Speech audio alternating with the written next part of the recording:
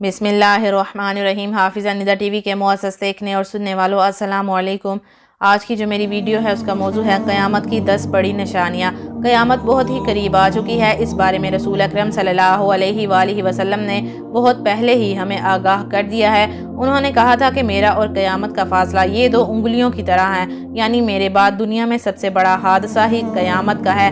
क़यामत कब कायम होगी ये तो अल्लाह ही बेहतर जानते हैं, मगर नबी सल्लल्लाहु अलैहि वसल्लम ने हमें बहुत सी निशानियों के बारे में बताया है जो क़यामत से पहले रूनुमा होंगी। ये सब अलामात 2 तरह की हैं। एक छोटी छोटी अलामात हैं जो 100 से भी ज़्यादा हैं। उसके बाद क़यामत की बड़ी बड़ी अलामात आना शुरू हो जाएंगी। इस बारे में सही मुस्लिम की हदीस में नबी करीम सल्लल्लाहु अलैहि वसल्लम ने इरशाद फरमाया, ये 10 अलामात आने से पहले क़यामत कायम नहीं होगी। चलिए जानते हैं कि वो 10 अलामात कौन सी हैं। क़यामत की सबसे पहली निशानी, बहुत बड़ी मकदार में धुआं दिखाई देगा दुनिया में, और ये धुआं दुनिया की तारीख में बहुत बड़ा हादसा होगा जो पहले कभी भी रूनुमा ना हुआ होगा।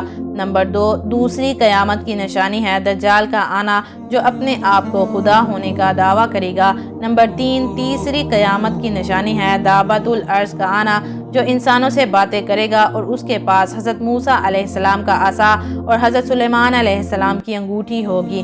नंबर 4, चौथी क़यामत की निशानी है हज़रत ईसा अलैहिस्सलाम का नज़ूल। 5वीं बड़ी अलामत है याजूज माजूज का अपनी दीवार तोड़कर बाहर निकल आना। नंबर 6, मशरिक में ज़मीन का दंस जाना। 7वीं क़यामत की निशानी है जज़ीरा अरब में ज़मीन का दंस जाना।